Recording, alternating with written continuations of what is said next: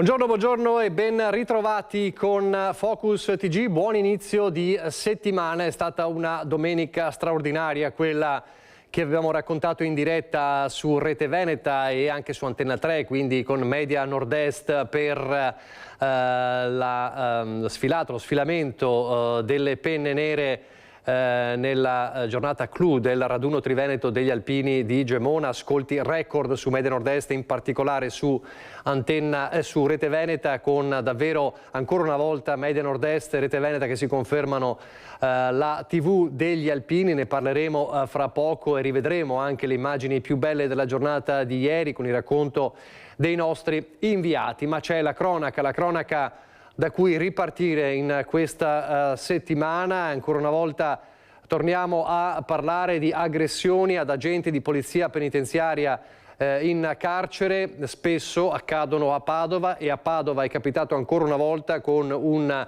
agente di polizia penitenziaria che è rimasto ferito seriamente, tanto da dover essere ricoverato in ospedale. Ovviamente i sindacati di polizia penitenziaria tornano sul piede di guerra. Valentina Visentin, buongiorno. Sì, buongiorno, noi siamo all'esterno della casa circondariale di Padova, dove è avvenuta l'ennesima aggressione, la quarta solo nel mese di giugno, ai danni di un agente della polizia penitenziaria brutalmente colpito, pestato da un detenuto, tanto da essere ricoverato in ospedale. 8 giorni di prognosi, ma ferite importanti quelle che ha subito l'agente della penitenziaria. La foto che proprio rappresenta quanto è successo, quello della maglietta sporca di sangue, che i sindacati hanno voluto divulgare proprio per far vedere quello che ha subito questo collega. Qui con me c'è Matteo Iannuzzi, segretario della FNS CISL, che ha denunciato questo ennesimo episodio di violenza. Intanto, che cosa è accaduto? Come sta suo collega? Allora, il collega fortunatamente, tra virgolette, sta abbastanza bene. Ha subito questo colpo alla testa con un corpo contundente. È stato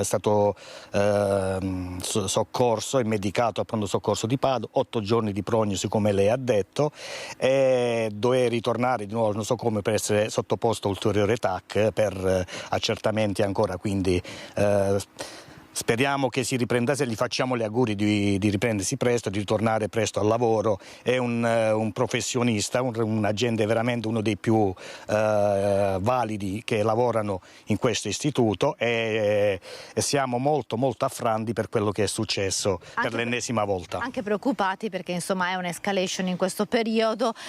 Cosa chiedete come sindacato? Cioè, maggiori tutele per chi opera quotidianamente qui, e soprattutto, parlando di numeri, qual è la situazione all'interno del circondariale? Allora, attualmente all'interno del circondariale abbiamo numeri di sovraffollamento molto elevati, che rispecchiano, diciamo, anche attualmente quello che c'è in tutta Italia e anche nel distretto del Triveneto, ma purtroppo alla casa circondariale di Padova, dove avvengono queste aggressioni, è un repartino dove sono detenuti e contenuti dei detenuti molto facinorosi, che arrivano anche dagli altri istituti, quindi che causano problemi di sicurezza vero e proprio, che già si sono stati attori di altre aggressioni in altri istituti. Purtroppo questo repartino nella casa circondariale di Padova, più volte denunciato noi della FNS CISL, non è idoneo a accogliere questa tipologia di detenuti, perché si va ad operare in spazi di ristretti dove ti trovi molto spesso face to face con i detenuti, e quindi non hai neanche il tempo di schivare i colpi, perché proprio si va a operare su uno spazio ristrettissimo. Ultimamente c'è stata anche un'ispezione del Visag, sempre su un nostro sollecito. Ci ha dato, nella risposta che ci hanno dato ampiamente ragione che il repartino non è idoneo a operare con quel tipo di detenuti, però attualmente, ad oggi, non c'è stato né uno sfollamento da parte dei detenuti per far scendere un po' anche la tensione all'interno della casa circondariale, né si sono presi né si è stato preso e adottate giuste cose per rimettere a punto questo reparto, oppure chiuderlo e ristrutturarlo e renderlo idoneo alle fasi operative della polizia penitenziaria. penitenziaria e al contenimento di questi proprio detenuti facinorosi che vanno allocati in questa sezione, parliamo. Voi chiedete l'allontanamento di questo detenuto violento che ha ferito il vostro collega, e a fronte di questo sovraffollamento nella casa circondariale di Padova c'è però una carenza di personale, perché ovviamente poi tanti come il vostro collega che sono stati feriti in questi giorni ovviamente sono a casa con i giorni di prognosi da usufruire, perché si stanno riprendendo da quello che è accaduto. Quindi qual è anche la vostra situazione e di quanto personale c'è bisogno qui a Padova? Allora, attualmente, come lei ha detto prima e mi ha anticipato, questa è la quarta aggressione che ha coinvolto all'incirca 8 agenti in queste 4 aggressioni, quindi sono 8 agenti che vengono in meno già su una forza operativa molto ridotta al di sotto della pianta organica prevista per questo istituto, quindi ci troviamo ad operare sotto organico. Nonostante gli sforzi della politica degli ultimi tempi non si è mai riuscita a risanare questa carenza di personale, e quindi si va a operare già in gravi difficoltà. Si è passata a turni superiori anche alle 8 ore di quelle già che siamo in straordinari, perché il turno regolamentare sarebbe su 4 quadranti di 6 ore ciascuno, quindi diciamo che la straordinarietà degli 8 turni ormai è diventata l'ordinarietà, e con l'inizio dell'estate, con il piano ferie, questa situazione si andrà ancora aggravando ancora di più. Per il futuro non ci sono spiragli di luce, quindi non è previsto almeno fino ad oggi un incremento importante di personale per la casa circondariale di Padova. Ci aspettiamo almeno che venga fatto un sostenuto sfollamento dei detenuti attualmente presenti, soprattutto che il reparto dove avvengono soprattutto queste aggressioni venga chiuso, ristrutturato e reso idoneo, come ho detto prima, e operativo ad agire per contenere questi detenuti facinorosi. E ovviamente poi anche il caldo che si sta soffrendo, si sta patendo in questi giorni, di certo non aiuta, anzi alimenta magari delle tensioni che già si vivono quotidianamente all'interno del carcere. Da Padova è tutto, la linea può tornare allo studio. Grazie a Valentina Visentin. Dunque l'aggressione all'agente di polizia penitenziaria è una piaga, quella delle aggressioni a chi lavora in carcere, che resta aperta, come resta aperta la piaga delle tragedie sulle strade del Veneto. Torniamo a vedere la tragedia consumatasi ieri mattina a Jesolo. Un 23enne avrebbe compiuto 24 anni fra 2 giorni, che in vacanza a Jesolo, lui di Milano, si è inabissato nel Sile.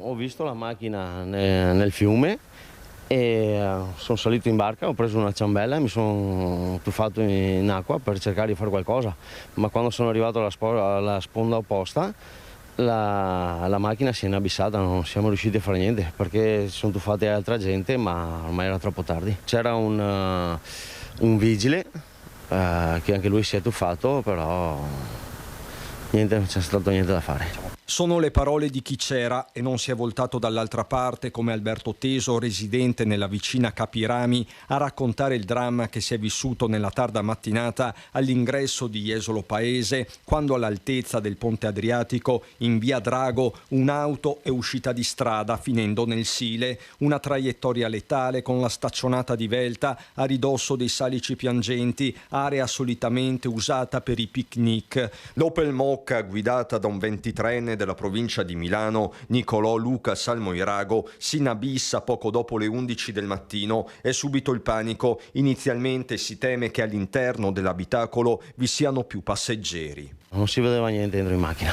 Perché qui l'acqua è scura? Sì, è torbida, non si vedeva niente. E comunque è stato il primo, ha avuto la prontezza, anche il coraggio di buttarsi. Sì, sono stato il primo e ho reagito distinto, insomma. La mobilitazione diventa generale, arrivano i rinforzi della polizia locale, sul posto anche il sindaco Christopher De Zotti, gli operatori del SUEM 118, i vigili del fuoco con l'elicottero Drago del reparto volo di Venezia e i sommozzatori di Vicenza. Abbiamo sentito gli elicotteri e abbiamo detto: qui è successo qualcosa di grave. E siamo andati e infatti erano già lì con i pompieri, con i carri, quelli che tirano hanno tirato su poi la macchina. L'Opel, parzialmente distrutta con i vetri implosi, viene recuperata sul lato opposto in via Riviera Piave Vecchio. L'acqua del Sile in quel tratto è particolarmente profonda, forte la corrente. La vittima viene individuata e portata a riva in attesa del nulla osta del PM di turno e poi del carro funebre. A occuparsi dei rilievi la polizia locale occorre ricostruire la dinamica nel dettaglio, la velocità tenuta dal mezzo, la possibilità di un malore. Il giovane Nicolò era in vacanza con degli amici per festeggiare il suo compleanno, era stato al muretto, avrebbe dovuto compiere 24 anni fra pochi giorni, il 25 di giugno. Difficile per tutti trovare pace. Ma non è facile perché ho cercato di fare il possibile ma non sono riuscito. Tragedia dunque di Jesolo, Nicolò Luca aveva 23 anni, ne aveva addirittura 18 Gabriele, il giovane di Ceggia morto ieri in un'altra tragedia della strada in sella alla sua Kawasaki ed è successo a Prata di Pordenone. C'è una comunità sconvolta, quella di Ceggia, ci racconta tutto Federico De Ros. Buongiorno Federico. Sì Nicola, buongiorno e ben ritrovati da Ceggia. Oggi è una giornata di lutto e di grande dolore per l'improvvisa perdita di Gabriele Sorgon, deceduto ieri, un'ennesima vita spezzata troppo presto sulla strada nel territorio pordenonese, più precisamente nel comune di Prata di Pordenone. Ieri era in sella alla sua moto di grossa cilindrata con degli amici che stavano per raggiungere la località di Piancavallo, più precisamente con 4 moto totali in fila, con il quale lo stesso Gabriele era con amici e la stessa amorosa, e questo impatto davvero devastante in via Oderzo a Prata di Pordenone, andandosi a schiantare violentemente con una Fiat Cubo guidata da una 28enne di Sesto al Regana che stava per svoltare a sinistra per andare in un distributore di benzina. Dal lato opposto arrivava Gabriele Sorgon, l'impatto è stato veramente devastante. Sul posto si erano precipitate 2 ambulanze, l'automedica, l'elisoccorso, vigili del fuoco di Sacile e carabinieri di Sacile per tutti i rilievi, e dopo oltre 40 minuti di arresto cardiaco e di rianimazione è stato constatato purtroppo il decesso. Noi siamo all'esterno qui a Ceggia in via Giotto, dove risiedeva lo stesso Gabriele con la famiglia e suo fratello, come potete immaginare, chiusi nel dolore. Poco fa è stata qui in via Giotto, più precisamente entrata anche all'interno dell'appartamento per mostrare vicinanza alla famiglia, un agente della polizia locale che abbiamo intervistato. Vi anticipo che effettivamente ci ha detto che conosceva molto bene lo stesso Gabriele, il quale aveva intrapreso anche un percorso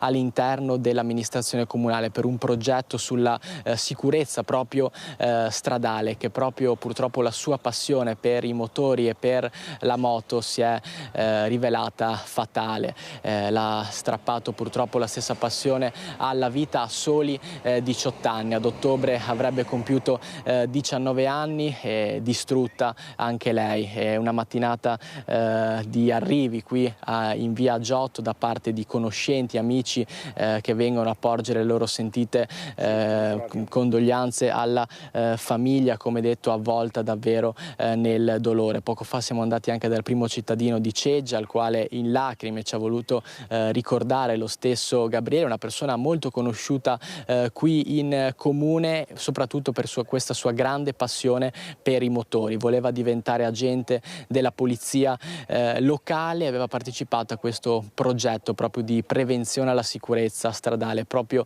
lì che purtroppo sull'asfalto ha perso la vita in via Oderzo nella giornata di ieri. La stessa agente poi della polizia locale che abbiamo sentito ci ha riferito proprio che nella giornata di venerdì si erano messaggiati per augurargli poi un buon esame orale di maturità. Purtroppo a questo esame non ci arriverà, purtroppo per l'incendio che si è verificato proprio nella giornata di ieri a Prata di Pordenone. Una famiglia avvolta nel dolore, con tanti interrogativi, che si chiede tuttora come è stato possibile che sia accaduta una cosa del genere, data anche la sua esperienza proprio per la moto. Ovviamente sulla dinamica dell'incidente stanno ancora indagando i carabinieri della compagnia di Sacile, però dalla primissima ricostruzione sembrerebbe una svista proprio della stessa conducente dell'auto, che non l'avrebbe visto arrivare dal lato opposto. Una giornata difficile per tutta la comunità di Ceggia, per i familiari, per i conoscenti, per gli amici, una giornata di grandissimo dolore e di numerosi interrogativi. Noi tra pochissimo cercheremo di sentire altre voci proprio per ricordare lo stesso Gabriele, però per il territorio è davvero una giornata molto difficile, che rimarrà davvero nella storia e nella memoria di tutti coloro che lo conoscevano. Per il momento, Nicola, da Ceggia è tutto, a te in studio. Grazie a Federico De Ros. Una tragedia sfiorata sempre sulla strada ieri mattina a Ponzano Veneto, siamo nella Marca Trevigiana, in via Camolò. Una donna di 64 anni in bicicletta è stata investita dall'auto guidata da una 29enne in località Barrucchella. La giovane avrebbe sbandato improvvisamente a destra dopo aver starnutito, così avrebbe riferito nella immediatezza dell'impatto. Sul posto gli operatori del 118, la 64enne è stata portata al Cafoncello per gli accertamenti del caso, non risultano lesioni agli organi interni, diverse invece le microfratture. Qui in ospedale è stata raggiunta anche dal marito, che al momento del sinistro ieri mattina si trovava a Gemona del Friuli per la Triveneta, la Dunata Triveneta. I rilievi sono stati affidati ai carabinieri della stazione di Volpago del Montello, rimanere ferita lievemente anche la giovane automobilista. Un'altra tragedia sfiorata è quella invece di Asiago, dove ieri un ultraleggero si è schiantato durante le fasi di atterraggio in pista all'aeroporto appunto di Asiago e si è rischiato davvero grosso, feriti il pilota e il passeggero, miracolosamente vivi. Allora ad Asiago c'è Vanessa Banzato, buongiorno Vanessa. Buongiorno a te Nicola, a tutte le persone che ci stanno seguendo da casa. Noi ci troviamo proprio all'interno dell'aeroporto Romeo Sartori qui ad Asiago, con me il direttore Massimo Rossato. Proprio qui, come appunto hai accennato tu poco fa, ieri si è temuto il peggio perché in fase d'atterraggio qualcosa è andato storto. Il pilota, un 64enne di Verona, non è riuscito a tenere il mezzo, che si è schiantato proprio tra appunto il campo, le erbacce in fondo, proprio dopo aver schivato la pista. Si diceva si è temuto il peggio perché fortunatamente le due persone sono rimaste lievemente ferite, sono state portate all'ospedale di Asiago per le cure, per gli accertamenti, ma fortunatamente stanno bene. Rossato, lei tra l'altro conosce anche soprattutto il pilota e ha avuto modo anche di sentirli dopo. Certo è che torna sempre alla ribalta la questione sicurezza, che interessa da vicino anche chi gestisce un aeroporto. Buongiorno a tutti. Sì, in effetti il pilota, che conosco, anche il passeggero stanno bene, li ho già incontrati ieri. L'aeroporto di Asiago è il più alto aeroporto d'Italia, uno tra i più alti d'Europa, un aeroporto molto frequentato dal turismo europeo, quindi dalla Germania, dall'Austria, Slovenia, da tutta Italia, frequentato soprattutto nei weekend, proprio per il posto che è incantevole dall'altopiano. Siamo a oltre 1000 metri, l'aeroporto è molto sicuro perché è ampiamente libero sia per gli avvicinamenti e tutto quanto.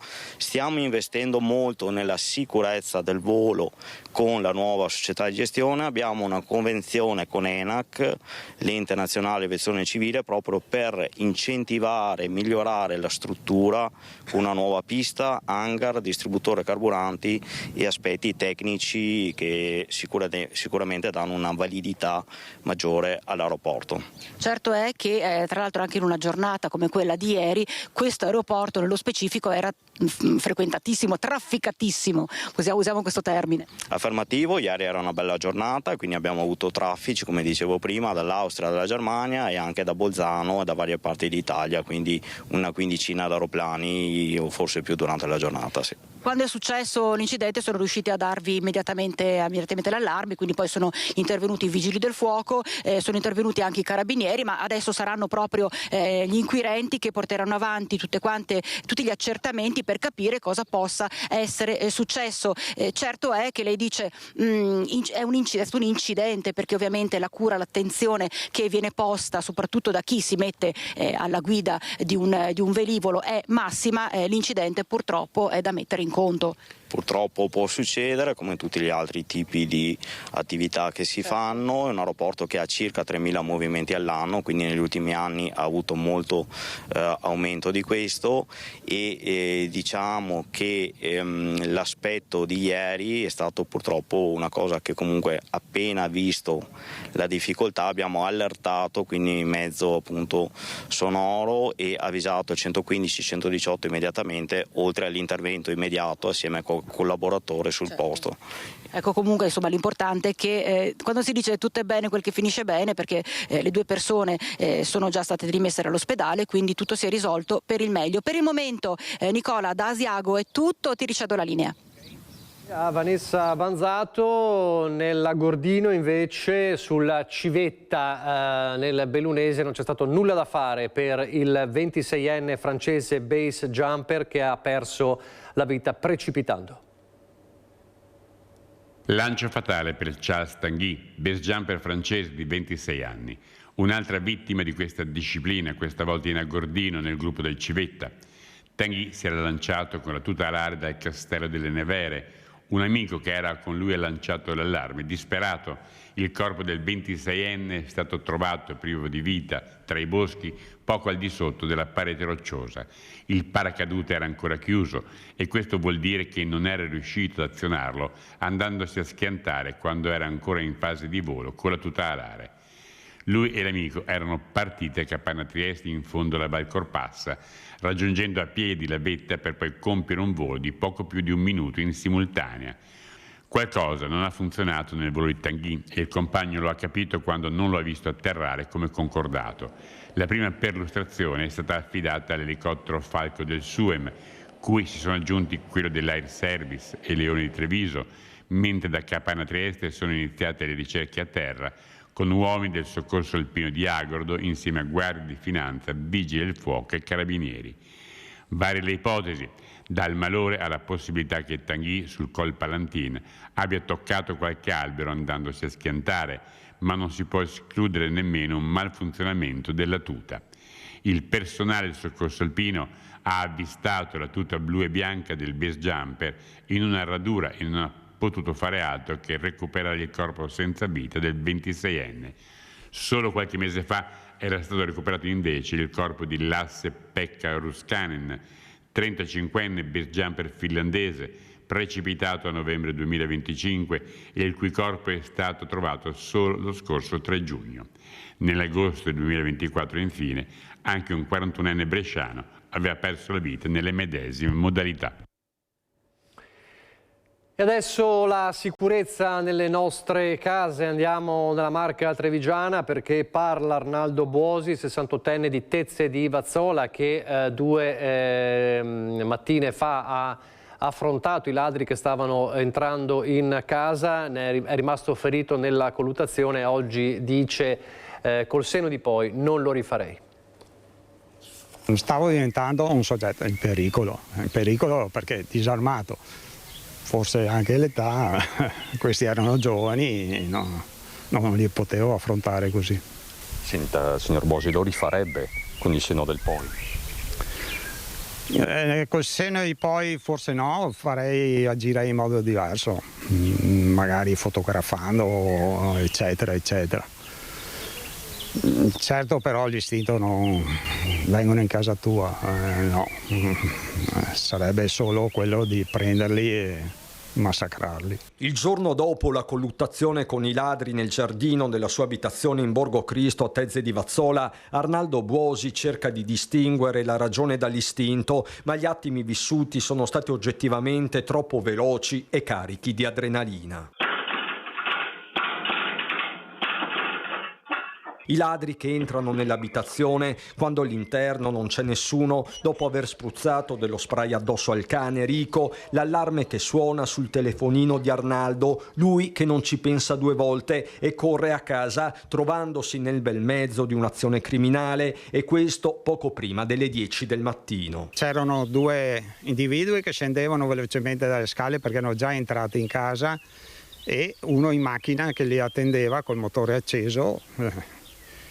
Io d'istinto ho afferrato il secondo e siamo rovinati a terra e subito dopo però si è interrotto la colluttazione perché il suo collega mi era venuto incontro con qualcosa in mano che al momento non l'ho definito se era un martello, ma quasi sicuramente il cacciavite che hanno usato per entrare dalla finestra. Uno quindi gli piomba addosso mentre sta cercando di scavalcare il cancello principale, l'altro lo minaccia. Il 68enne, che ha riportato delle ferite al braccio, lesioni refertate al pronto soccorso, ammette di aver pensato anche al peggio. Poteva andare, non sai chi hai davanti, non sai chi, se ladri così solamente per rubare o sai se sono persone che anche ti possono far del male. Nelle scorse ore la denuncia ai carabinieri che stanno indagando sull'episodio, per quanto travisati si sospetta di una banda di nordafricani. La carnagione era, visto che erano un po' travisati, ma si vedevano che erano carnagione olivastra. Poi controllerò meglio le telecamere, però si sentiva un attimo confabulare prima di entrare in casa. Racconta di aver dormito poco Arnaldo, di essersi alzato più volte a controllare. Per fortuna Rico sta bene, ma soprattutto nessun altro della sua famiglia è rimasto coinvolto. Questo il pensiero che più lo rincuora. Piuttosto che trovino magari la figlia o la moglie, no, meglio. Loro probabilmente si sarebbero allontanate, però magari qualcuno di fuori di testa, invece di solamente scappare, ti va incontro e ti fa anche del male. Dal comando di ladri al minorenne che, sentitosi rifiutare l'ordine di un alcolico da bere da parte del titolare di un bar a Estrana, non ha esitato a picchiarlo. Andiamo da Daniela Sizia, buongiorno. Buongiorno Nicola, sono assieme a Nicoletta Rizzetto per la parte tecnica. Quello che vedete alle mie spalle è il bar dove è avvenuta l'aggressione, purtroppo per l'ennesima volta da parte di giovanissimi, probabilmente minorenni.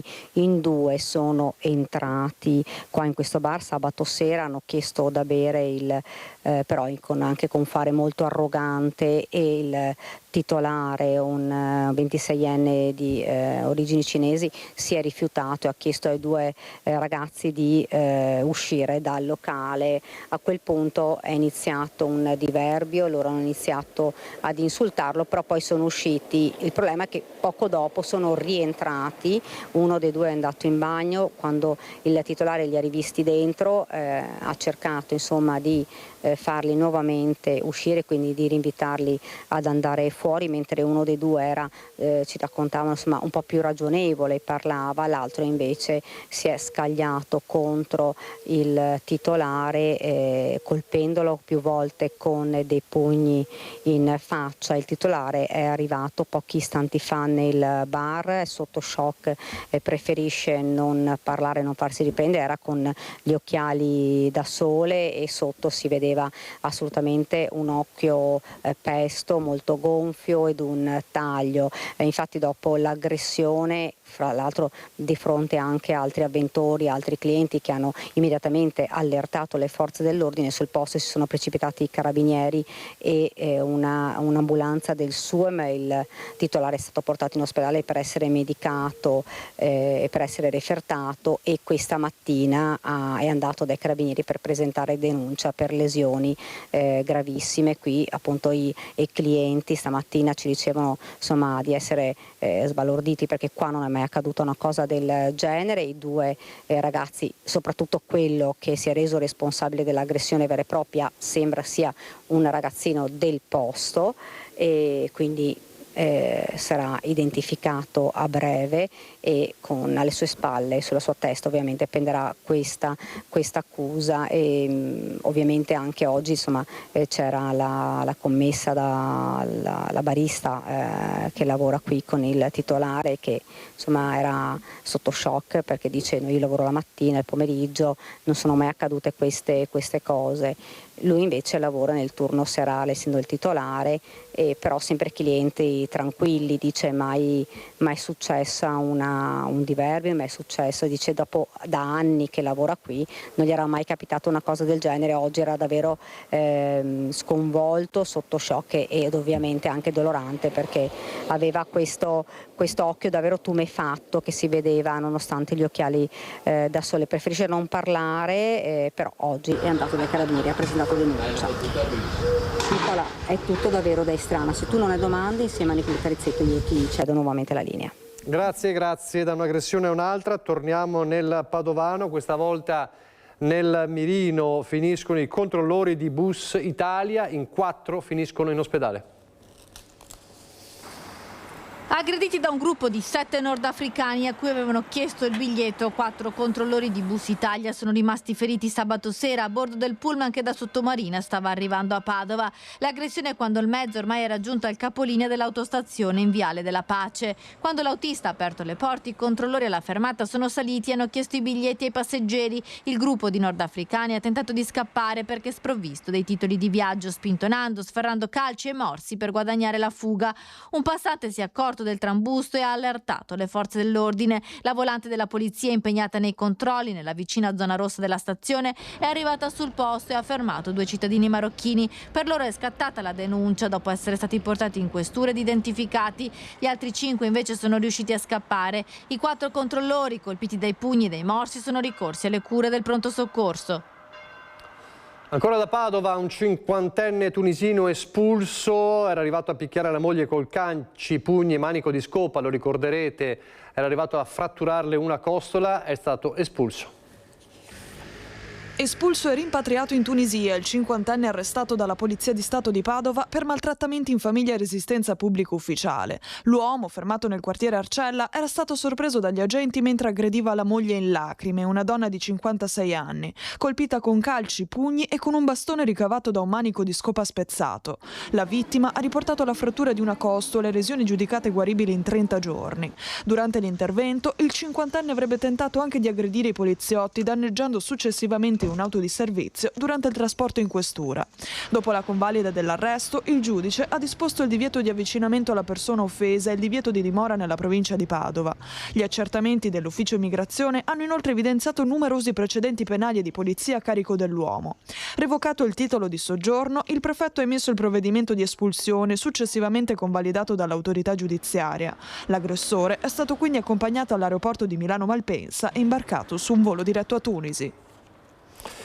Sono stati momenti di panico ieri mattina, tarda mattinata a Marcona, siamo nel Veneziano, al centro commerciale Leroy Merlin, con 20 persone intossicate, 4 di queste sono state portate anche in ospedale per la presenza di una sostanza irritante nell'aria. L'allarme poco prima delle 12, l'intervento dei vigili del fuoco e anche del nucleo NBCR per effettuare i rilievi, individuare l'origine della sostanza. 4 persone in ospedale, 16 curate sul posto, c'erano clienti, c'erano ovviamente anche i dipendenti del Leroy Merlin e gli accertamenti hanno portato a stabilire ancora non con certezza che non si è trattato, come spesso è accaduto in passato, di uno spray urticante spruzzato da qualcuno, ma prima ipotesi un mix di detersivi usati dalle donne delle pulizie che avrebbe creato questo odore forte e acre, oppure un malfunzionamento del sistema di aerazione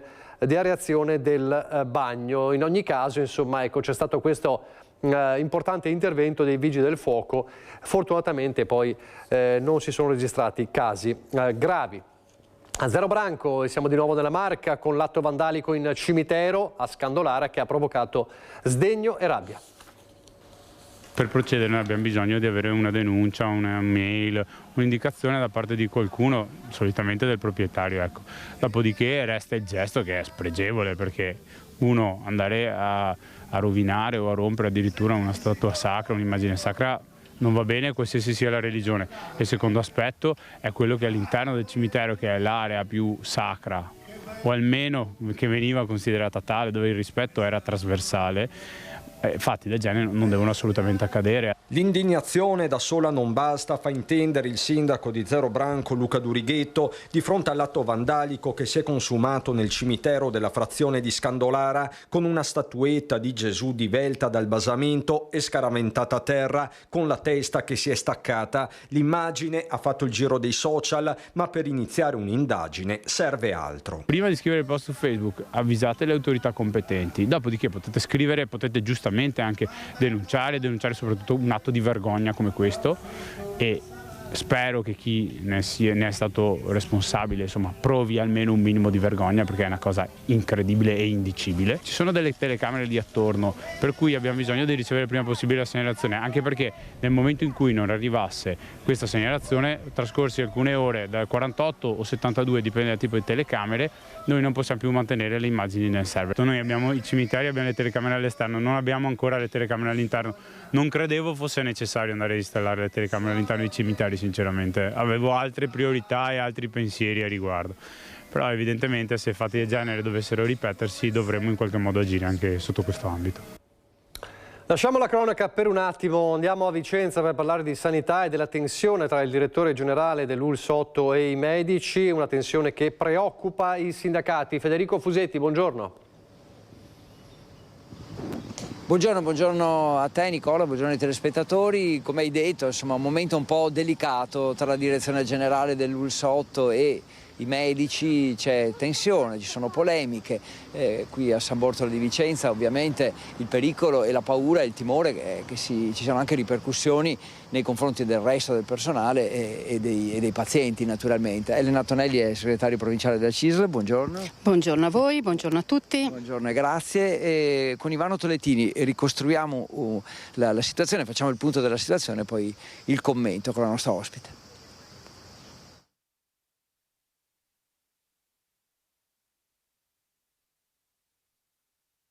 Lo scontro all'interno dell'ULSS 8 Berica è tutt'altro che chiuso. Dopo le tensioni e le polemiche che hanno caratterizzato le ultime settimane, la questione si sposta ora sulla gestione della spesa farmaceutica. Al centro del caso c'è la direttrice della farmacia ospedaliera, Anna Radin, che avrebbe superato di alcuni milioni di euro il budget destinato ai farmaci innovativi.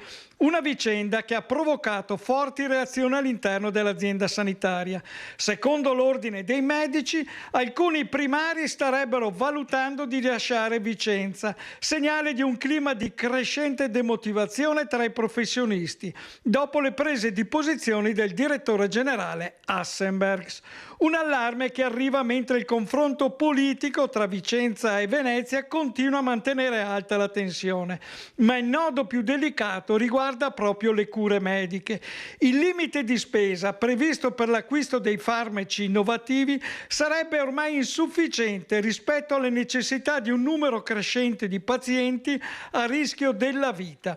Si tratta di medicinali utilizzati nell'ULSS 8 contro leucemie acute, mielomi multipli e altre patologie oncologiche, oltre che delle più recenti immunoterapie, farmaci che rispetto al passato permettono di allungare la sopravvivenza e in molti casi migliorano la qualità della vita, ma il loro costo è elevato e la domanda è in costante aumento. Secondo indiscrezione, il direttore generale nega di avere chiesto le dimissioni di Radin e la dirigente resterà in carica fino alla scadenza naturale del contratto.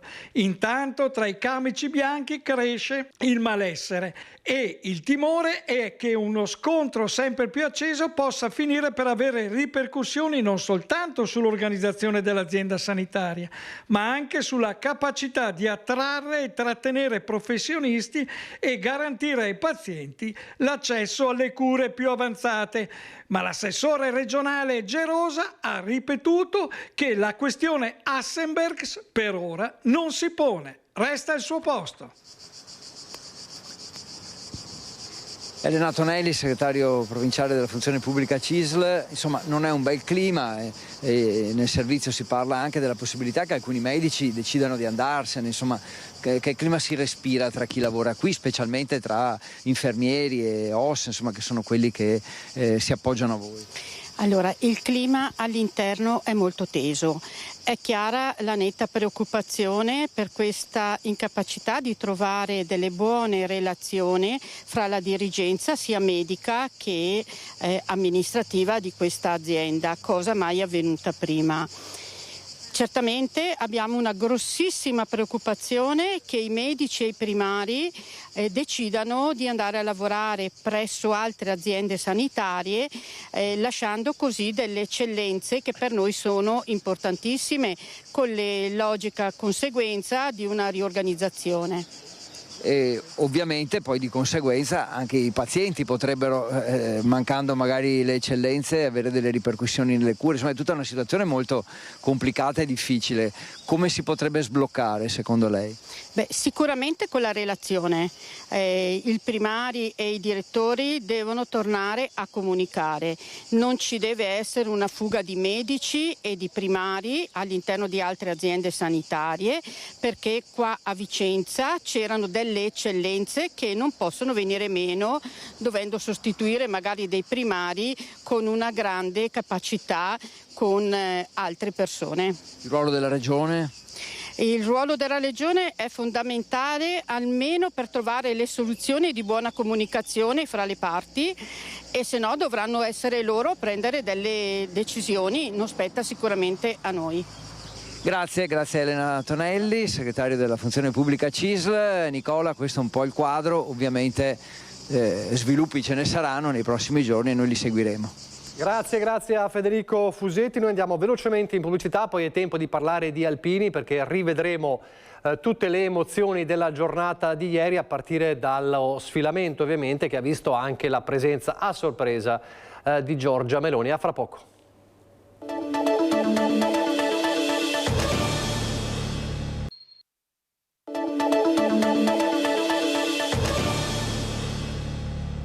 Il treno storico degli alpini parte all'alba da Treviso per Gemona in occasione del raduno triveneto. Amorevolmente recuperato e restaurato, locomotiva diesel con carrozze degli anni 30-100 porte, cioè con un ingresso in corrispondenza di ogni quartetto di sedili, è un modello rimasto in servizio fino agli anni 70, oggi come allora con tante penne nere a bordo. Lei l'ha preso questo treno, l'ha già fatta questa tratta? Sì, parecchie volte.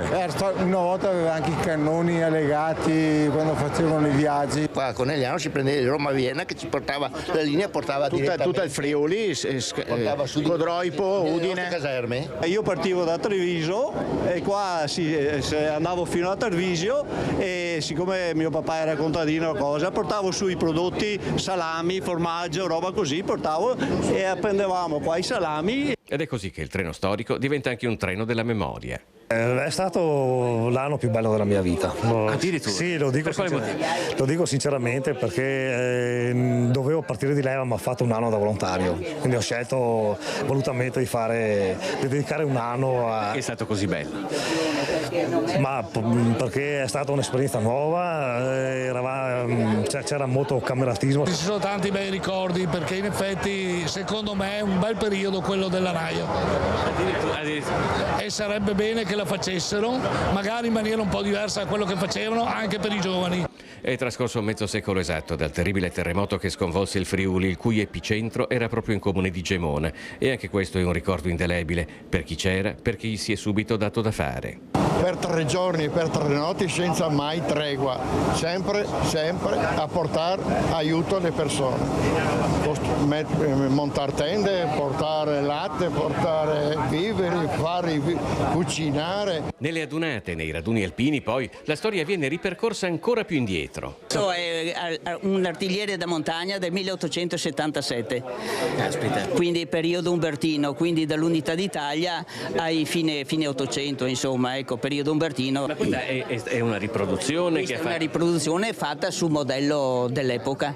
Ne ha fatto anche altre? O come? Neanche altre? Sì, ne ho altre, anche da alpino, ma diciamo che ne ho una decina. Non ci sono solo alpini a bordo del treno, c'è la famiglia degli alpini. In famiglia ho avuto tanti alpini, Pontebba, Venzone, Gemona, Tolmezzo, che hanno fatto gli alpini e quindi mi sento alpina anch'io. Il treno storico arriva a Gemona. Io ricordandomi i rumori, gli odori, questa è una carrozza robustissima, modulare, fatta che si può smontare qualsiasi pezzetto e sostituirlo. Non è un usa e getta come si ragiona adesso. Sono dei gioielli che Ferrovie dello Stato attraverso la sua società restaura e rimette in funzione. Il personale di Trenitalia garantisce il servizio e quindi è una bellissima esperienza. E dunque è arrivato il treno degli alpini e poi è iniziata la giornata clou del raduno triveneto di Gemona con la presenza di Giorgia Meloni. Dopo 50 anni siamo ancora qui, insieme alla gente del Friuli, insieme perché insieme allora si è ricostruito il Friuli, insieme oggi per dire un grazie a coloro che erano qui, per dire ancora una volta che quando c'è bisogno gli alpini, l'Associazione Nazionale Alpini si risponde presente, ci siamo. E allora viva gli alpini, viva il Friuli, viva l'Italia! Il grido del presidente nazionale degli alpini risuona nella Gemona dei 30.000 che scaldano la città con il cuore delle penne nere. 50 anni dopo tutti qui, 50 anni dopo la tragedia dell'Orcolate e la forza della ricostruzione. Un appuntamento tanto importante che Giorgia Meloni decide di tornare dopo le celebrazioni del 6 maggio. Lo annuncia il ministro Luca Ciriani, padrone di casa, e la premier arriva poco dopo tra gli applausi in tribuna d'onore fianco a fianco con Sebastiano Favero, al quale consegna l'onoreficenza di Cavaliere di Gran Croce dell'Ordine al merito della Repubblica Italiana. La strada si riempie di memorie di festa, parte il primo settore dalla banda alpina di Gemona ai ragazzi dei campi scuola alpini fino all'Abaro dell'Ana. È scortato dal comandante della brigata alpina Giulia in nomine tanto firmissima e dal comandante degli alpini d'Italia, il presidente Sebastiano Favero. È la Triveneta della memoria e allora, un unicum rispetto alle altre adunate, sfilano orgogliosi gli 11 cantieri che nel 1976 ricostruirono il Friuli disastrato dal terremoto. 11 cantieri per 11 iniziative di ricostruzione, 11 cantieri per un insieme di sezioni che hanno voluto condividere l'impegno dei loro associati a favore di un territorio ferito. Magnano in Riviera, gestito dalle sezioni di Asiago, Bassano del Grappa, Marostica, Padova, Valdobbiadene, Venezia, Vicenza. Poi, dopo la protezione civile e le sezioni del Trentino Alto Adige, tocca al Veneto, da Verona a Valdagno fino ad Asiago. Su questa terra, sulla terra degli altipiani, sulla terra dell'altopiano di Asiago, l'Associazione Nazionale Alpini viveva la sua prima adunata nazionale. Fa il suo ingresso la sezione alpini di Vicenza. Una sezione alpini che si lega ad un altro monte, teatro di scontri nel primo conflitto mondiale, il Monte Pasubio. Il Pasubio, l'Ortigara, i sacrali del nostro territorio, il Leiden, esempi di una storia vissuta con sacrificio. Bassano, la sezione Monte Grappa, tu sei la mia patria.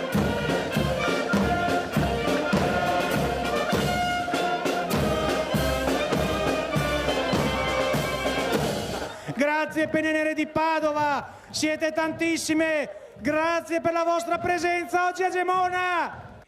E poi Venezia, Feltre, Cadore e Belluno, fino a quando tocca alla Marca e quando passa a Treviso, il pensiero va al prossimo anno, quando la Triveneta sarà realtà proprio nel capoluogo. Certo, si canta in provincia di Treviso, questa è una sezione con ben 8 cori, candidata a celebrare il raduno triveneto nel prossimo anno. Di qua, di là del Piave, ci sta un'osteria. I sindaci, i rappresentanti delle istituzioni e del territorio che hanno scelto di condividere il sudore e la gioia di questo giorno. Signori, la sezione alpini di Conegliano. Vittorio Veneto, città della vittoria. Un territorio segnato dalla storia, la piccola e la grande storia. Questa bellissima colonna di muli che oggi testimonia e ricorda la grandezza di Iroso, l'ultimo di loro, l'ultimo mulo alpino che un po' alla volta ha trovato i suoi successori. La Marca cede il passo alle sezioni del Friuli Venezia Giulia, da Trieste a Udine a Gorizia, fino ai padroni di casa di Gemona. L'atto conclusivo, il passaggio della stecca, suggella l'arrivederci a Treviso 2027. Presidente della sezione di Gemona, al rullo del tamburo che sottolinea l'ufficialità del passaggio, passa al presidente nazionale Sebastiano Favero l'ambita stecca che è nelle mani di Franco Giacomin, presidente della sezione di Treviso.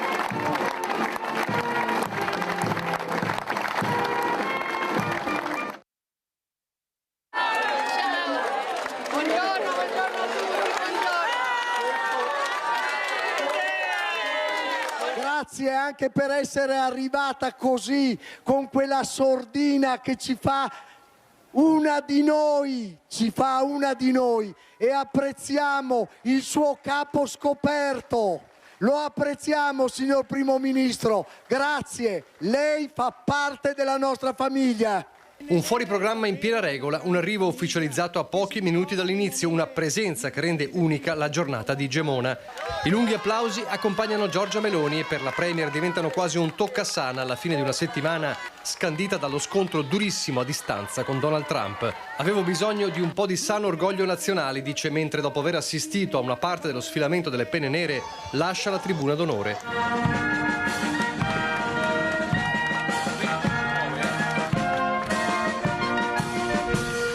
Diretta all'auto che la conduce all'aeroporto e di qui a Roma, saluti e cori della gente la accompagnano. E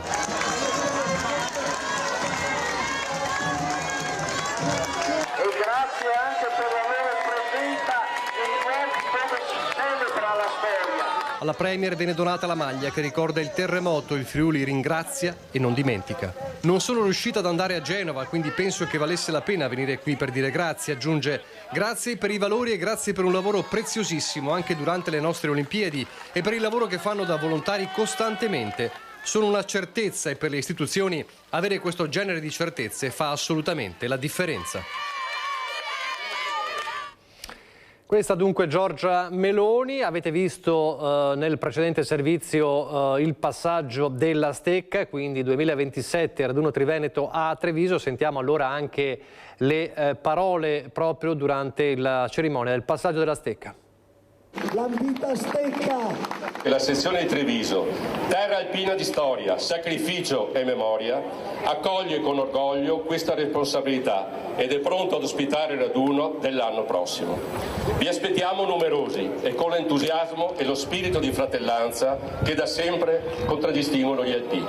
Oggi noi riceviamo questa responsabilità di portare l'orgoglio degli alpini nella nostra città di Treviso e lo faremo con grande impegno e con quell'amore, con quella passione che gli alpini d'Italia meritano. E quindi noi saremo pronti a sostenere ovviamente la nostra sezione in quello che deve essere un momento che unisce tutta l'Italia attorno agli alpini per dire grazie alle penne nere. Quest'estate ci saranno anche dei campi estivi organizzati dagli alpini insieme ai giovani, che porteranno i giovani fuori dagli schermi dei cellulari, permetteranno loro di avere occasioni, esperienze in carne ed ossa. Io ho promesso che a quei campi sarò presente anch'io a portare il mio saluto al fianco dei giovani, ma soprattutto al vostro fianco, perché sono i valori che mancano alla realtà di oggi e che voi alpini potete insieme a noi contribuire a trasmettere ai nostri giovani. Tanti voci alpine della giornata di ieri e un unico filo rosso conduttore, la memoria del 1976, del terremoto e del loro impegno. Gemona è sempre una terra alpina e chi non ha fatto da Gemona a Paluzza a Tarvisio il servizio militare qui è soprattutto un modo per ricordare i 1000 morti del terremoto di 50 anni fa, soprattutto siamo qui per loro. Io ho fatto la naia qua, nel 76 ho vissuto la tragedia del terremoto perché vivevo proprio qua, nella caserma di Venzone. È stata una notte terribile per sentire le urla, i cani abbaiare, il monte Sirmion, i sassi a rotolare, mi viene vedo il pelle oca.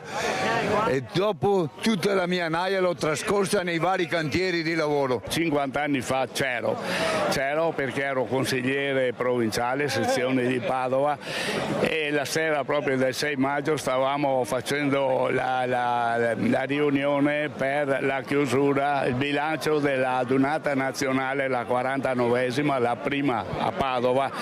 E proprio quella sera eravamo in riunione, alle 9 poi terremoto, fuori a tutti e da lì è cominciata. È stata un'esperienza traumatica sicuramente, perché poi è caduta di sera, poi non sapevi bene cosa è successo anche dalle altre parti a casa nostra. Ho avuto la fortuna, io facevo anche l'infermiere, di salire sugli elicotteri per portare via i feriti all'ospedale di Udine e c'era il pilota elicotterista di Campocroce e quindi ho chiesto come era Campocroce e ha detto state tranquilli, Campocroce tutto bene. Hanno sentito però non ci sono né feriti né danni e questo è un po' rincuora perché mamma, papà, fratelli, si vive un'esperienza che non è un'esperienza così, è un'esperienza estremamente forte che ti lascia il segno e rimane sempre in memoria, è un cassetto che non si chiude, rimane sempre socchiuso. Perché gli alpini sono una cosa straordinaria, hanno dentro quel DNA che lo trasmettono e aiutare la gente, perché è facile a volte a dire seduti sul divano un po' aretti, guarda che disastro, guarda l'acqua. E da allora mi sono partito con i volontari in tutta Italia, ma non solo in Italia, in Kosovo, sono andato a fare volontariato in Tanzania, costruire una scuola in Brasile, perché mi sono un muratore, sempre stato un muratore, ho fatto a terza elementare, non ho fatto tante scuola, ma ho sempre lavorato di braccia e di forza, con tanto spirito e con tanta voglia. Insomma, a ritornare dopo 40 anni dopo della caserma dove hai svolto il servizio militare mi emoziona, ti emoziona. Come si legge correttamente il titolo? Alpin io mamme. Che vuol dire tradotto? Alpino io mamma. Appunto perché voi avete una lingua e quindi... sì. Alpino io mamma. Ecco, che nel significato vuol dire... Famiglia vuol dire tante cose, vuol dire appunto un giovane che all'epoca, io ormai sono uno degli ultimi alpini, riceveva la cartolina e diceva mamme ho voi alpin, mamma vado alpino, era un orgoglio, per noi diventare alpini era veramente un simbolo di diventare grandi. Queste dunque le voci alpine. Chiudiamo questa pagina doverosamente dedicata alla giornata di ieri. Torniamo a parlare di politica adesso. 2027, elezioni amministrative in diversi comuni, ricordiamo ad esempio Verona e Padova, e poi c'è anche Belluno al voto dove il centrodestra è al bivio perché tutto è legato anche a quello che sceglierà di fare l'attuale primo cittadino Oscar De Pellegrin. Si ricandida o non si ricandida? Lo chiediamo direttamente a Fabio Fioravanzi che è in compagnia proprio del primo cittadino. Buongiorno Fabio. Buongiorno, come hai detto tutto dipende dal fatto che Oscar De Pellegrin, che con noi decide o meno di ricandidarsi. Su questo tema nel weekend in città si sono rincorse all'impazzata le voci, non si sa neanche perché poi ci sia stato questo rincorrere di voci, infatti l'interessato sorride, ma la domanda è d'obbligo, appunto, si ricandida o no? Ma io ringrazio di tutta la pubblicità gratuita che in questi giorni mi è stata riservata. Io l'ho sempre detto, come ho fatto in tutto il mio mandato, anche e soprattutto in questo periodo, mi sto impegnando al massimo per portare a termine i progetti, le linee di indirizzo del mandato e anche di svilupparne e consolidarne altri per dare continuità. Indubbiamente con la mia maggioranza ho un dialogo costante per cercare di costruire quello che sarà il proseguo di questa consigliatura. Quando avrò deciso, quindi avrò sciolto le riserve, sicuramente sarete i primi a saperlo. Oggi ancora non ho deciso. Come dice il collega da studio, manca un anno.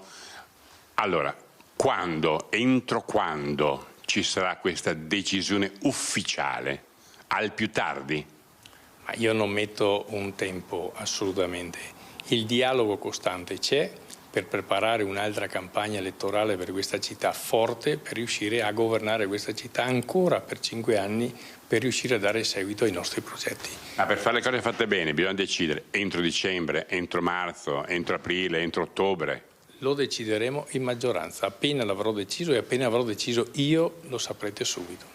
Ma c'è qualcuno che ha interesse a mettere in circolo queste voci che lei sta smentendo sul fatto che lei invece avrebbe già deciso? Ma si vede di sì. Io credo che quando c'è qualcosa in dubbio, qualche notizia che gira, prima di metterla in circolo andrai dal diretto interessato a chiederlo. Forse in questo momento non è stato così. Allora, grazie al sindaco di Belluno, Oscar De Pellegrini, quindi decisione ancora non presa, lo ha detto ufficialmente, attendiamo il giorno in cui invece ufficialmente ci dirà se ha deciso di correre per altri 5 anni a Palazzo Rosso o se avrà deciso che 5 anni a Palazzo Rosso sono sufficienti. Lì nello studio. Grazie a Fabio Fiorovanzi. Dunque De Pellegrini tiene ancora il centrodestra un po' sulle spine. E a proposito, dicevamo, di elezioni 2027, c'è anche Padova. Da tempo, da mesi si è candidato, insomma, e ha avuto il placet un po' di tutti. La Lega ovviamente, più frenato Fratelli d'Italia e Forza Italia, Roberto Marcato per correre da sindaco a Padova, e proprio a lui si è rivolto in questi giorni Stefano Valdegambari, ex Lega e ora futuro nazionale, colleghi peraltro in Consiglio regionale, dopo che a Ring, nella trasmissione di Antena 3 a Ring, Roberto Marcato, che non ha mai nascosto la sua forte contrasto con il generale Roberto Vannacci, si è lasciato andare, insomma, a delle dichiarazioni forti che non sono piaciute ai vannacciani, e Valdegambari dice a Marcato: attento con queste concerte dichiarazioni, perché senza futuro nazionale non è detto che tu riesca a fare il sindaco a Padova. Sentite. Caro Roberto Marcato, mi dà l'impressione che tu non voglia fare il sindaco di Padova, continuando a attaccare ogni giorno il generale e diridendo anche futuro nazionale. Già la partita padovana è difficile per il centrodestra, ma senza di noi sarà impossibile. È tutt'altro che ambiguo il messaggio che il vannacciano Stefano Valdegambari invia al leghista Roberto Bulldog Marcato, uno che Vannacci lo ha sempre visto come fumo negli occhi, anche quando era vice segretario del Carroccio. L'ultima stoccata in ordine di tempo a Ring con il leghista che ha ironizzato sull'aspetto del generale, collegandolo alla sua attitudine sovranista. Vannacci parla marocchino, ragazzi, cioè, se ne facciamo una questione fisica, lui parla marocchino, adesso, con tutto il rispetto, ma se l'Egonu non rappresenta l'Italia, lui che parla marocchino rappresenta l'Italia, no? Capito? La battuta non fa ridere però i luogotenenti del generale, che a quanto pare non vuole incidere solo sulle politiche 2027, ma anche sulle tornate amministrative. Padova è tra le città al voto e il nome di Marcato è sul tavolo del centrodestra. Ti invito pertanto un po' a riflettere e le tue dichiarazioni, a essere più prudente se ci tieni a farlo, ma probabilmente sotto sotto non vuoi nemmeno candidarti, speri di essere escluso a priori. Ti saluto e in bocca al lupo da parte di un rappresentante di Futuro Nazionale che non sembra un marocchino ma un tedesco piuttosto. Ma il fattore Vannacci sconquassa la Lega, proiettata al raduno di Mogliano Veneto dei primi di luglio con i maggiorenti del partito e un leader Salvini che non sembra intenzionato a cedere né leadership né vocazione sovranista. Io in discussione, il mio mandato dura 4 anni e quindi fra 3 anni ci penseremo, ha detto il vice premier nelle scorse ore. Non cambio perché Tizio mi sollecita, non ci sono in vista congressi, statuti, regolamenti o altre cose, parole che sembrano definitive, soprattutto per chi, e sono tanti a nord-est, vorrebbe una svolta. E proprio nei confronti del generale Vannacci tira una stoccata invece il governatore del Friuli Venezia Giulia Massimiliano Federica. L'ha fatto ieri alla festa regionale del partito in Friuli Venezia Giulia, e ovviamente si pensa e si guarda proprio a quello che diceva Cristian Arboit in questo servizio, non solo al weekend del 4-5 luglio, ma anche al neonato tavolo di coordinamento della Lega. Vi dico di non votare Lega e dite di non votare Lega a chi pensa che se vota magari qualche generale che gli fa avere più soldi a tutti, 100.000 euro in tutti, non votate Lega, perché noi non prendiamo in giro la gente e vogliamo avere un rapporto di fiducia e di realtà con chi siamo chiamati a rappresentare. Una risposta all'ex generale Roberto Vannacci e a tutti quei politici che in campagna elettorale fanno promesse che poi non possono mantenere. Applausi scroscianti per l'intervento del presidente della regione Friuli Venezia Giulia Massimiliano Fedriga alla festa regionale della Lega a Carpacco. Il governatore è al centro della cronaca politica nazionale insieme al presidente del Consiglio regionale del Veneto Luca Zaia, in un contesto che vede il partito alle prese con una fase di profonda riflessione su una richiesta di rinnovamento spinta dalle regioni del nord.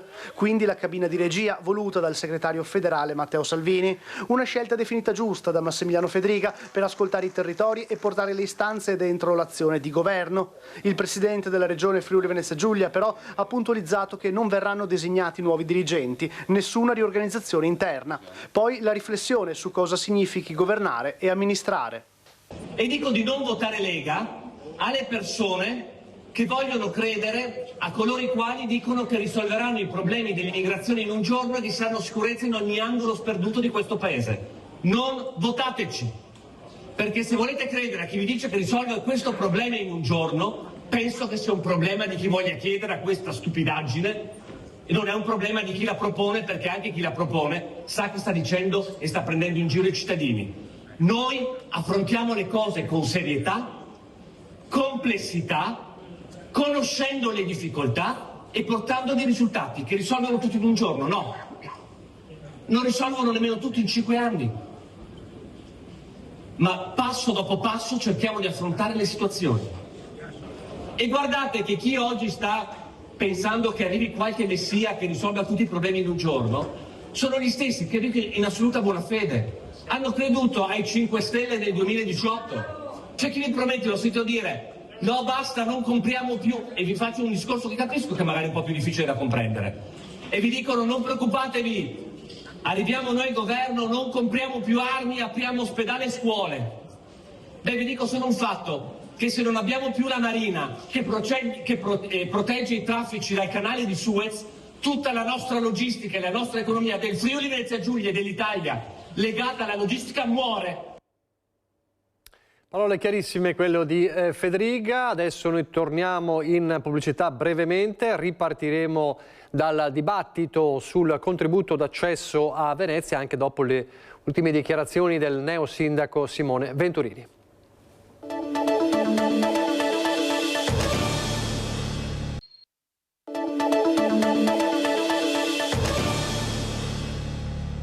Mentre il direttore dell'Associazione Veneziana Albergatori, Daniele Minotto, ribadisce di essere d'accordo col sindaco Venturini sulla necessità di prevedere una tariffazione più elevata del contributo d'accesso nei momenti di massima pressione turistica, con un tetto che possa arrivare a 30 o 50 euro, il neo consigliere comunale di opposizione Pellicani la definisce una misura incivile. Noi siamo contrari al ticket d'accesso perché è veramente una misura incivile innanzitutto, e poi Venezia non può essere una città a pagamento. Secondo gli albergatori che hanno contribuito alla realizzazione della tassa dal 2018, potrebbe rappresentare uno strumento utile per indurre una riflessione in chi sceglie di visitare Venezia, incentivando la scelta in periodi meno affollati, ritenendo, spiega Minotto, che sia giusto che chi utilizza la città contribuisca alla sua manutenzione, alla pulizia, al mantenimento di servizi di alto livello. Ma Pellicani evidenzia che per l'aumento del contributo fino a 50 euro che il sindaco porterà al governo nelle prossime settimane serva una legge. Non solo. Per farlo serve una legge e voglio vedere in Parlamento chi voterebbe una legge per far aumentare il ticket a 50 euro, ma detto questo, per risolvere il problema della gestione dell'overtourism e dei flussi turistici sono necessari un mix di azioni. Innanzitutto una politica sulla casa. Ormai perfino il governo si è accorto che serve un piano straordinario per la casa. Bisogna rimettere in circolazione innanzitutto i 5.000 alloggi pubblici sfitti e quindi servono tante risorse che il Comune deve investire in questo campo e poi disciplinare le locazioni turistiche. Ricordiamo che Venezia è l'unica città italiana dal 2002 a beneficiare, con una legge che porta il mio nome, la possibilità di disciplinare, regolamentare, quindi non vietare ma disciplinare le locazioni turistiche. Poi bisogna agire in particolare sulla base economica della città. Il turismo resterà sempre la nostra principale attività economica, ma non può essere l'unica. Dai problemi di Venezia a quelli di Treviso, ma in realtà è un problema che riguarda tutte le città, tutti i centri storici, soprattutto quello dei saldi. C'è chi chiede con un appello, con una petizione al governo di posticipare i saldi estivi, ma secondo Federmoda questo non serve. La petizione nazionale per posticipare i saldi estivi a fine agosto e quelli invernali a fine gennaio, lanciata da Fismo Confesercenti, lascia invece piuttosto fredda Federmoda sia del Veneto che di Treviso, perché se la raccolta firme indirizzata al governo è espressione di un disagio che va ascoltato, secondo la presidente di Federmoda Treviso Beatrice Paludetti, spostare la data dei saldi non servirà a salvare i negozi. A dover essere messe in campo sono le riforme che soddisfino la necessità profonda di revisione del settore. Servono sicuramente delle misure di sostegno che siano naturalmente varate con massima urgenza, come il sostegno a quei negozi e a quei venditori che resistono tenendo aperte le loro attività in condizioni oggi difficilissime. Vanno poi avviate, quindi qui ci allarghiamo nel campo, anche tutte quelle politiche di rivitalizzazione dei centri storici e delle periferie, delle aree a rischio di degrado. Poi sicuramente va contenuta, fermata la proliferazione selvaggia dei centri commerciali. Periodicamente l'utilità dei saldi finisce anche con l'essere messa in discussione. Secondo la presidente di Federmoda Treviso, invece, i saldi rimangono un momento importante nella vita di un negozio e in quella dei suoi clienti. Il problema, semmai, è che le regole che valgono per i negozi fisici non esistono per le grandi piattaforme digitali. Qui c'è lo squilibrio che penalizza i piccoli negozi multibrand di vicinato, che non possono reggere una competizione basata appunto solo su sconti continui, aggressivi, con i margini sempre più compressi, disattendendo le regole della sana concorrenza, perché noi siamo per stesse regole, stesso mercato. Restiamo a Treviso per parlare della sentenza del TAR che da tempo ha bocciato l'ampliamento dell'aeroporto Canova, e le associazioni ambientaliste tornano alla carica per portare avanti una serie di diffide affinché la sentenza abbia piena esecuzione. Il 23 dicembre 2024 il TAR del Veneto ha annullato il piano di ampliamento dell'aeroporto Antonio Canova, il cosiddetto Master Plan 2030, evidenziandone tra l'altro carenze nella valutazione dell'impatto sulla salute pubblica. Il ricorso al TAR era stato presentato da Legambiente, Italia Nostra e dall'Associazione Riduzione Impatto Ambientale dell'Aeroporto di Treviso, che ora chiedono piena esecuzione della sentenza attraverso una diffida inviata ai ministeri competenti, alla Regione Veneto, all'ENAC e alla società di gestione aeroportuale AR3. Qualche cosa bisognerà pur fare per difendere, come dire, la sicurezza, la salute e un minimo rispetto delle leggi. Il non rispondere o il far finta di niente perché si è potenti non è una bella immagine per la nostra provincia, che si vanta di essere un presidio di legalità, un presidio di rispetto della normativa. Sentenza alla mano, le associazioni chiedono all'aeroporto il rispetto del limite di 16.300 movimenti annui, finora abbondantemente superato.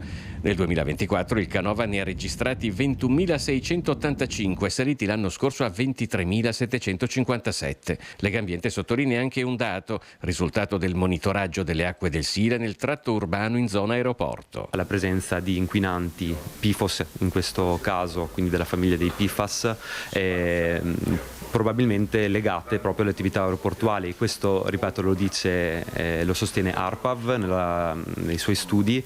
Ma non solo il Sile passa accanto all'aeroporto. È stata fatta una greenway esattamente a fianco al sedime aeroportuale, punto di maggior rischio, sospingere famiglie, ignari pedalatori della domenica a respirare e a sfruttare una pista ciclabile che certamente non è salubre, non mi sembra un atto di grande consapevolezza.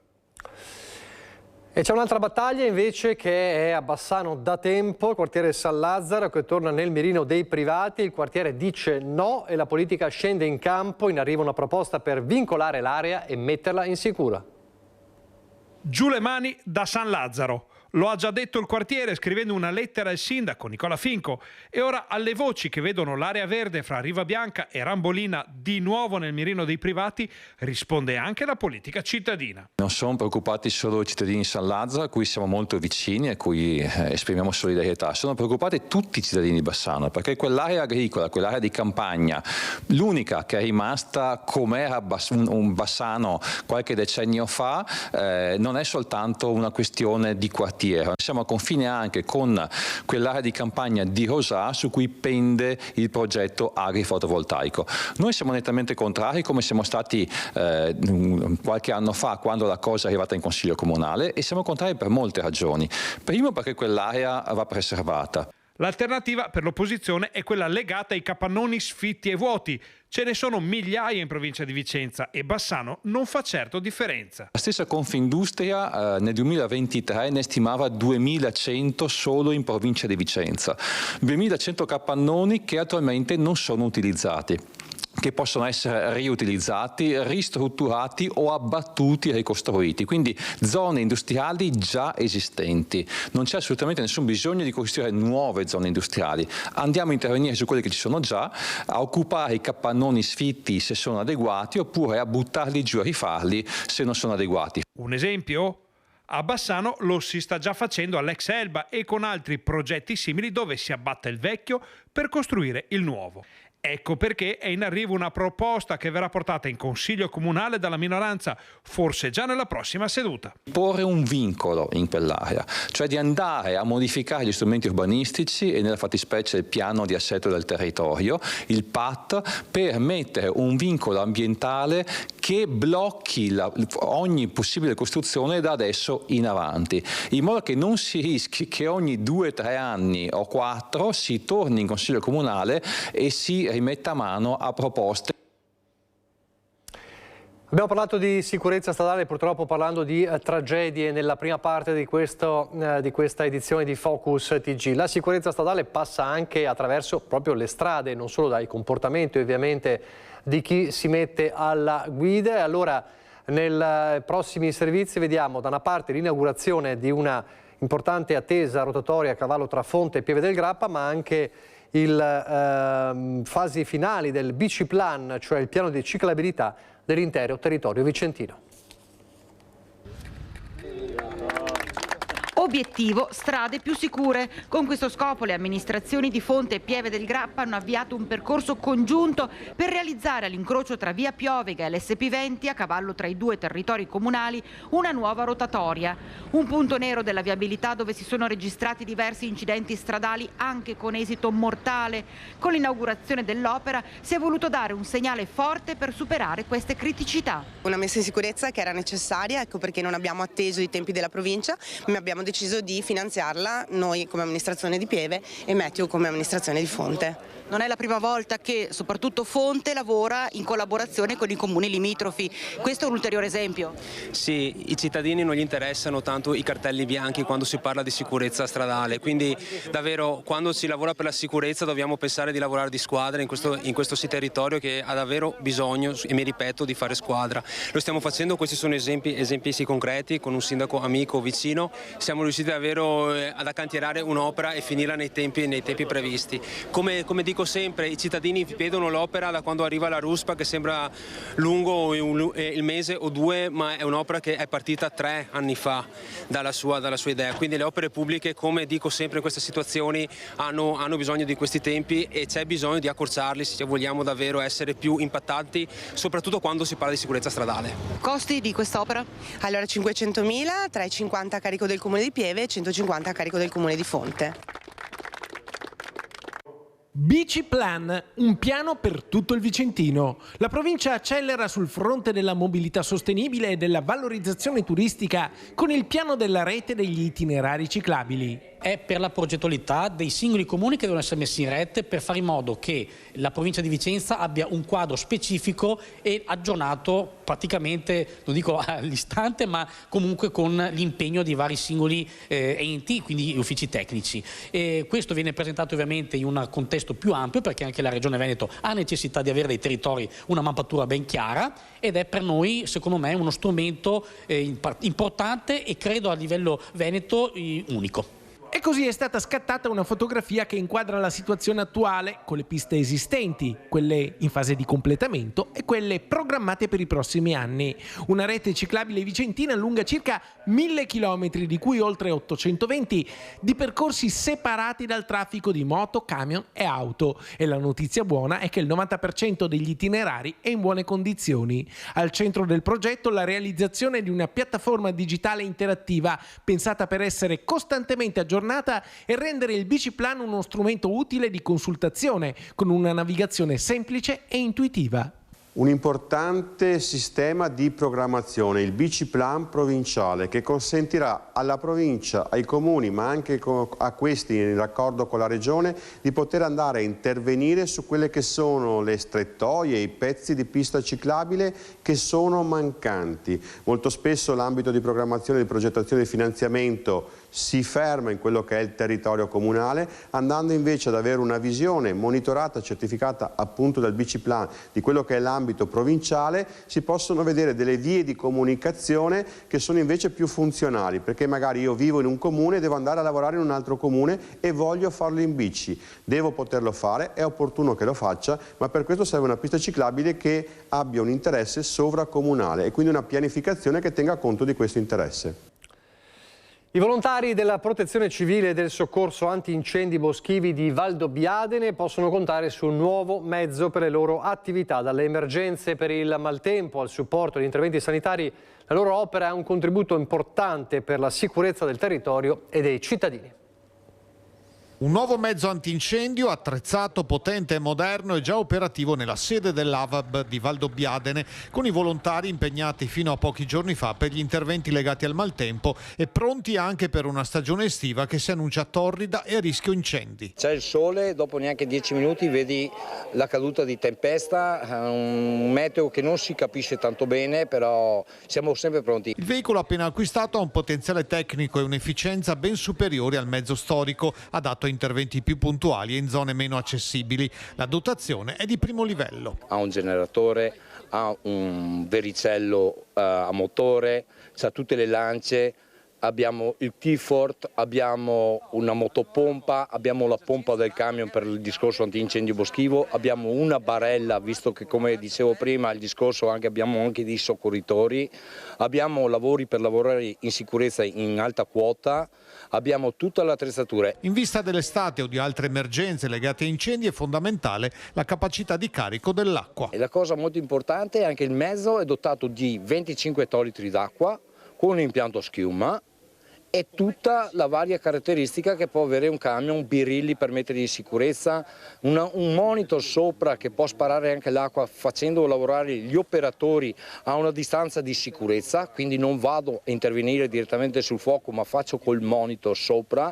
Il monitor spara sui 40-50 metri d'acqua di lunghezza e quindi questo mi va a mettere i volontari, gli operatori in sicurezza. I volontari AVAB, che hanno sede in uno stabile di proprietà comunale, svolgono i loro interventi con una formazione continua, l'attenzione al rispetto delle regole e una competenza che si allarga sempre di più. Sono molte le attività del volontariato di protezione civile a Valdobbiadene e su tutto il territorio, di qualsiasi genere, di qualsiasi tipo di emergenza, non solo il maltempo, le calamità naturali, ma per esempio da lunedì, da dopodomani, attraverso il centro operativo intercomunale dell'Unione Montana delle Prealpi Trevigiane, coordinato dall'ingegnere Omar Grando, le 9 associazioni di protezione civile del nostro territorio daranno una mano, collaboreranno per le vaccinazioni antirabica a Vittorio Veneto. Sono turni da 10 ore al giorno, durerà diverse settimane questo intervento. La turnazione dei volontari è fondamentale anche in questi casi di necessità per la comunità, per la collettività, quindi dobbiamo pensare a un'attività non solo di calamità ma di servizio alla popolazione. Ed è tutto per questa edizione di Focus TG, io vi ringrazio per l'attenzione, buon proseguimento con i nostri programmi, arrivederci.